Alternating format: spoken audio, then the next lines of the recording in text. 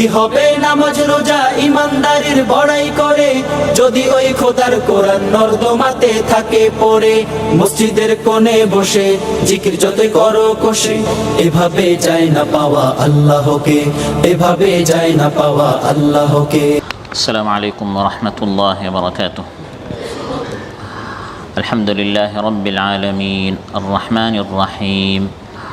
الصلاة والسلام على سيد الأنبياء وأشرف المرسلين نبينا محمد وعلى آله الطيبين الطاهرين وصحابته الغر الميامين وأزواجه أمهات المؤمنين ومن تبعهم بإحسان إلى يوم الدين.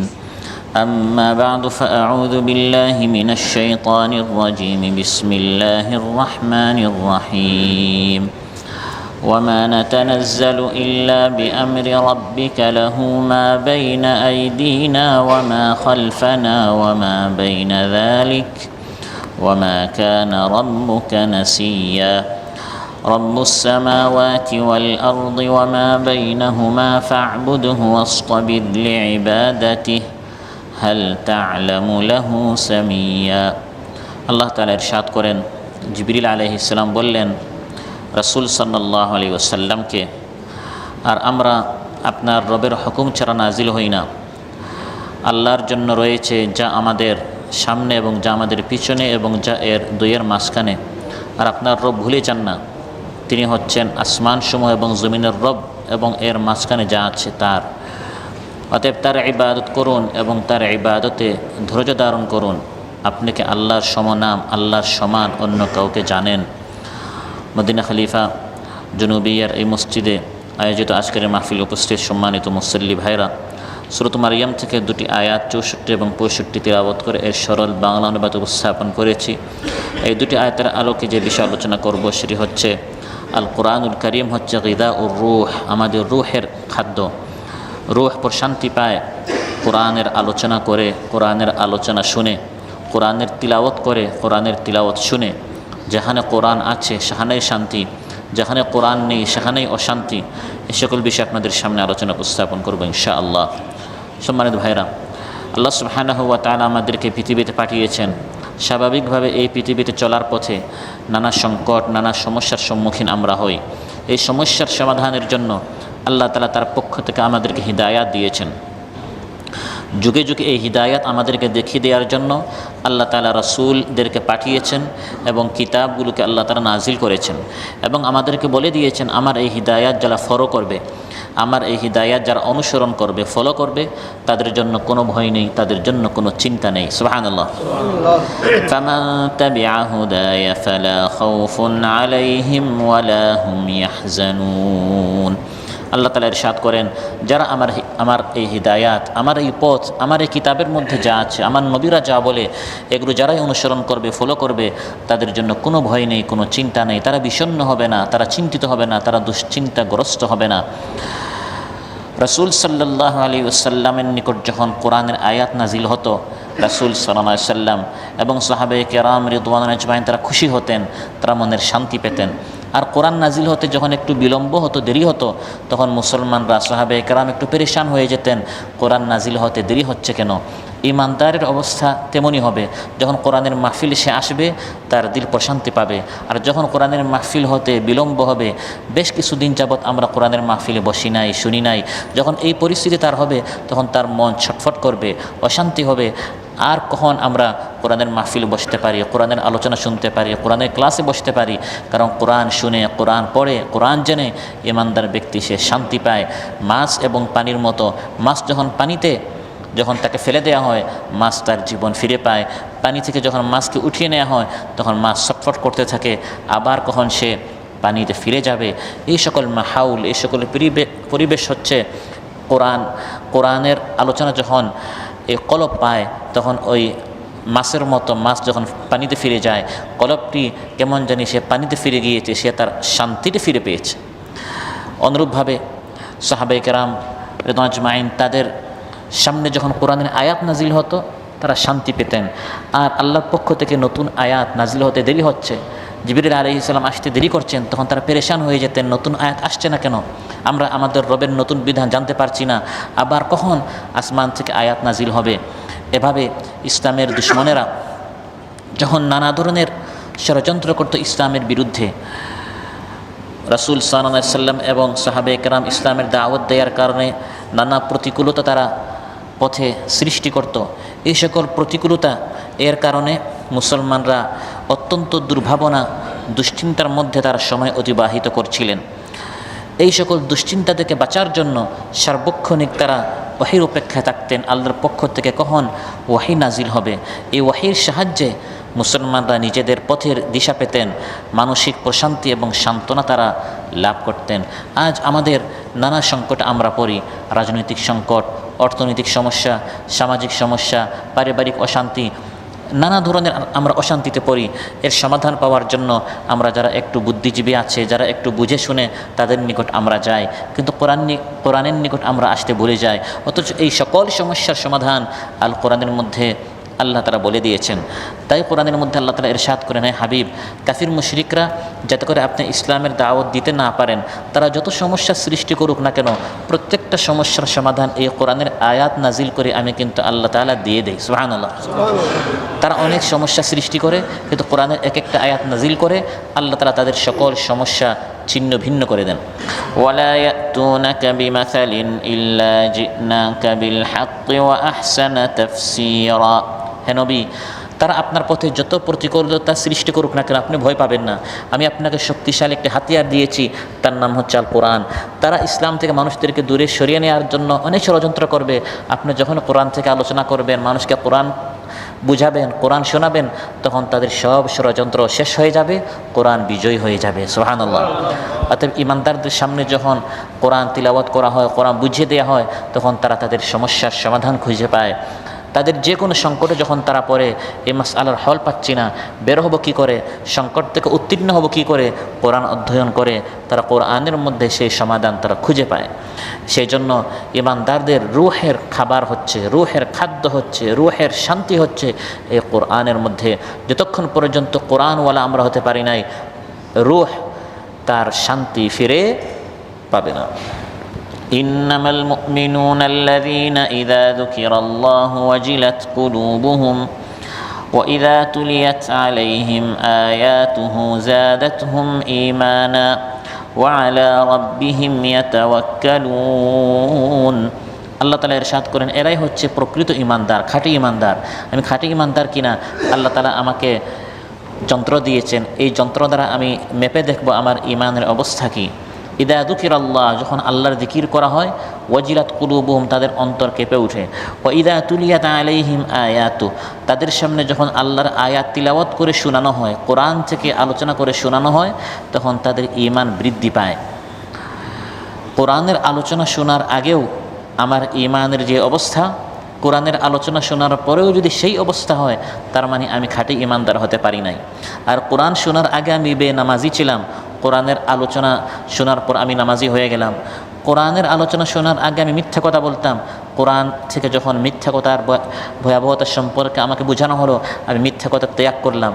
আগে আমি মানুষের হক নষ্ট করতাম, কোরআন থেকে আলোচনা শোনার পর এখন আমি মানুষের হক নষ্ট করছি না। তার মানে কোরআন আমার ঈমান বৃদ্ধি করেছে। কোরআন শোনার কারণে আমার সমস্যার সমাধান হয়েছে, আমার ঈমান বৃদ্ধি হয়েছে। আমার মধ্যে যে সকল বদহাসলত ছিল আমি এগুলো ত্যাগ করেছি, বদচরিত্র ছিল আমি এগুলো ত্যাগ করেছি। তার মানে কোরআন থেকে আমি উপকৃত হচ্ছি, কোরআন আমাকে সঠিক পথ দেখাতে পারছে, তার মানে আমি সঠিক ঈমানদার হতে পেরেছি। কারণ আল্লাহ তাআলা আলোচ্যতে বলেন, তারাই ঈমানদার যারা কোরআনের আলোচনা শোনার পর তাদের ঈমান বৃদ্ধি পায়। আগের অবস্থা এবং পরের অবস্থা একরকম হয় না, বরং পরে আগের থেকে তাদের মান উন্নত হয়।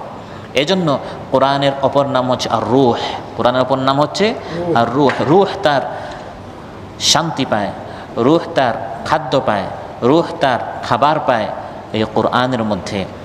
কান ভালো জিনিস শুনলে শান্তি পায়, চোখ ভালো জিনিস, সুন্দর জিনিস দেখলে শান্তি পায়।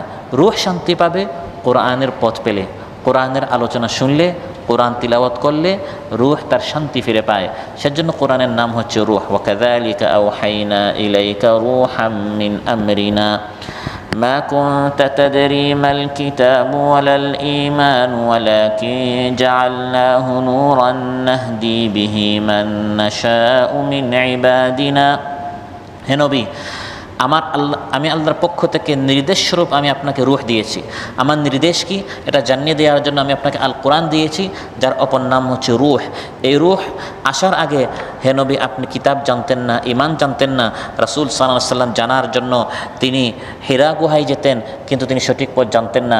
আল্লাহ তাআলা বলেন আপনাকে সঠিক পথ জানাবার জন্য আমি আপনাকে এই রূহ দিয়েছি, এই কোরআন দিয়েছি।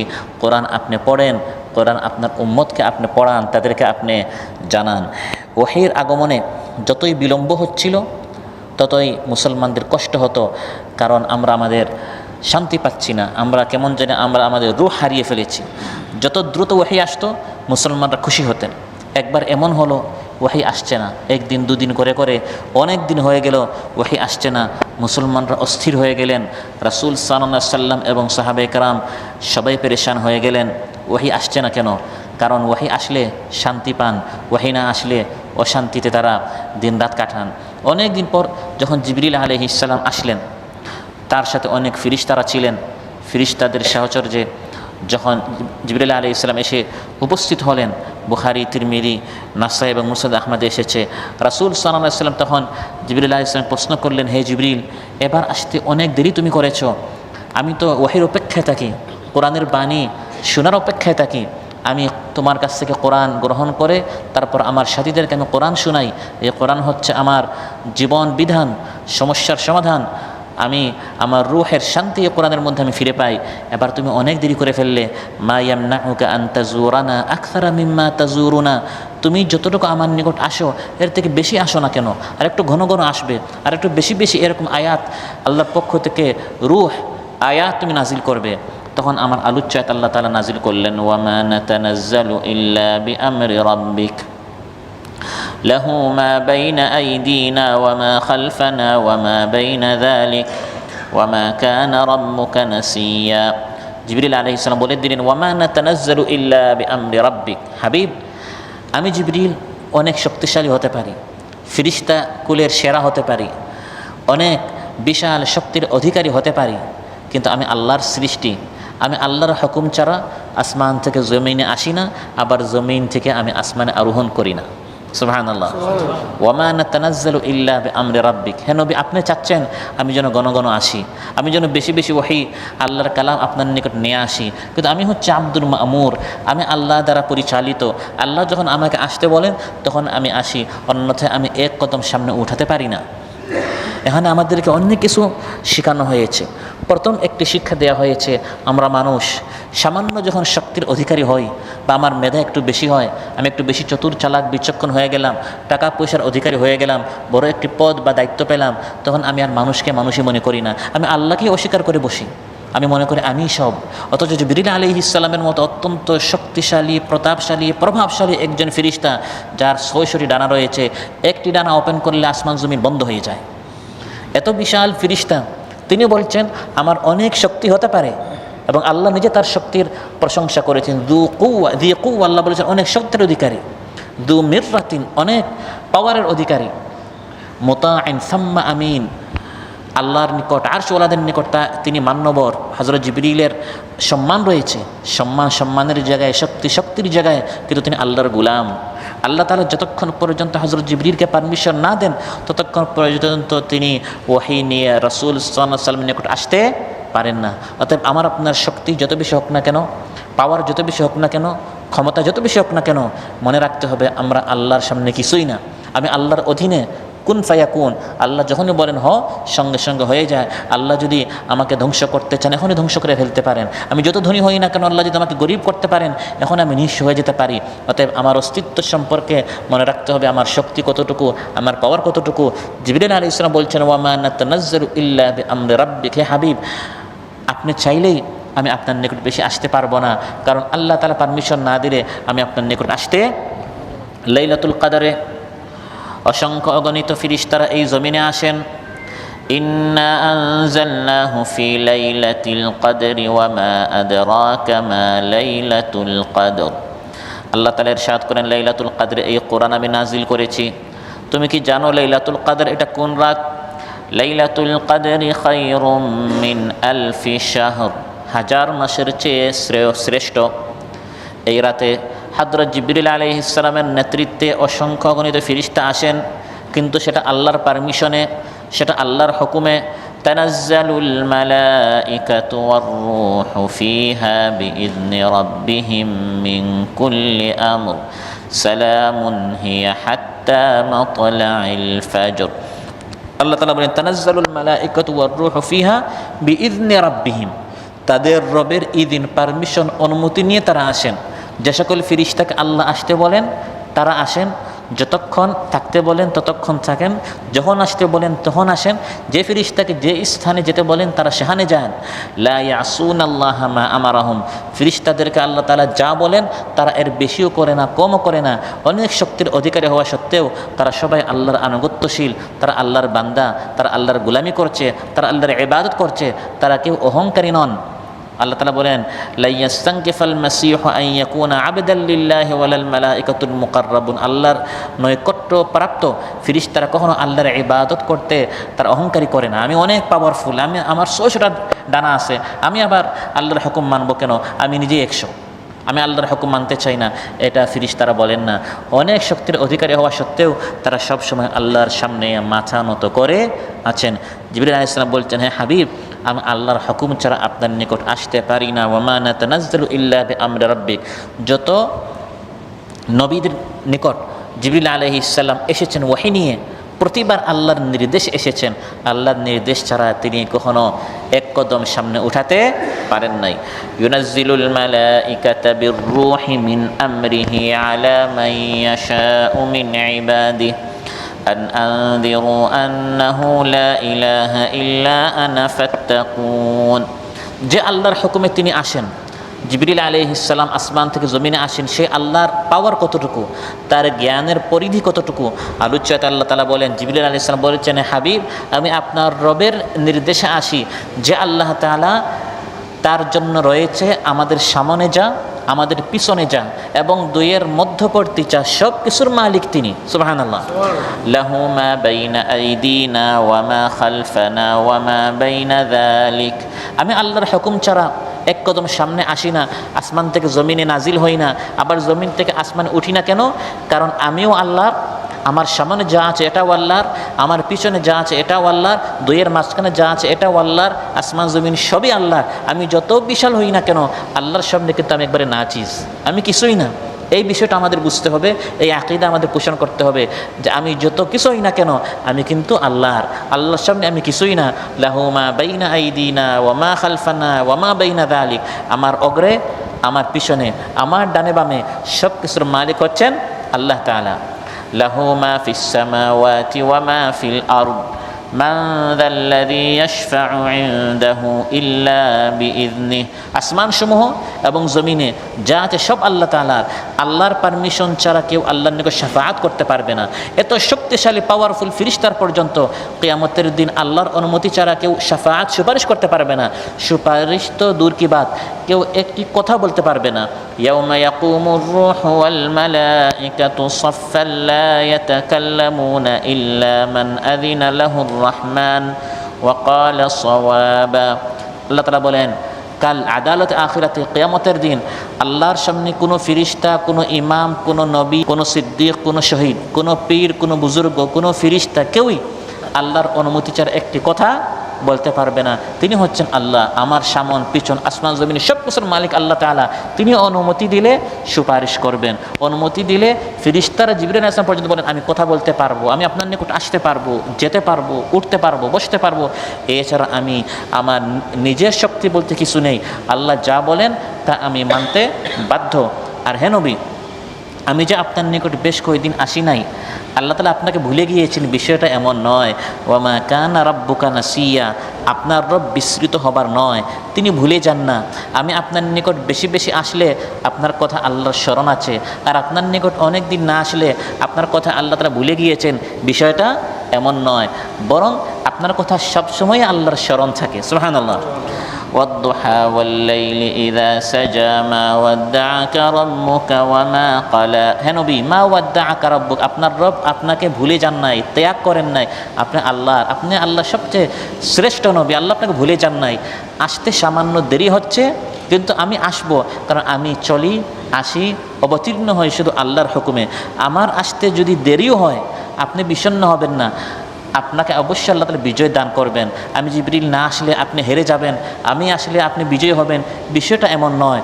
আল্লাহ তাআলা অবশ্যই তার ওয়াদা পূর্ণ করবেন, তার দ্বীনকে পরিপূর্ণ করবেন, তার রাসূল সাল্লাল্লাহু আলাইহি সাল্লাম এবং ঈমানদারদেরকে অবশ্যই আল্লাহ তাআলা নাজাত দিবেন, তাদেরকে অবশ্যই আল্লাহ তাআলা বাঁচাবেন। সুতরাং আপনি কোনো টেনশনে পড়বেন না, তাড়াহুড়া করবেন না, অস্থির হয়ে যাবেন না। আল্লাহ তাআলা চাইলে এই পৃথিবীর কেউ আপনাকে পরাজিত করতে পারবে না। এখানে আল্লাহ তাআলা আরেকটা শিক্ষা দিতে চান, হে নবী আপনি শুধু আমি জিবরিলের সাথে আপনার সম্পর্ক যেন না থাকে। আল্লাহ চান বান্দার সম্পর্ক সরাসরি কার সাথে হবে? জিবরিল আলাইহিস সালাম আসতে দেরি হচ্ছে, মুসলমানরা অস্থির, কেমন জানি সম্পর্ক হয়ে যাচ্ছে কার সাথে? জিবরিলের সাথে।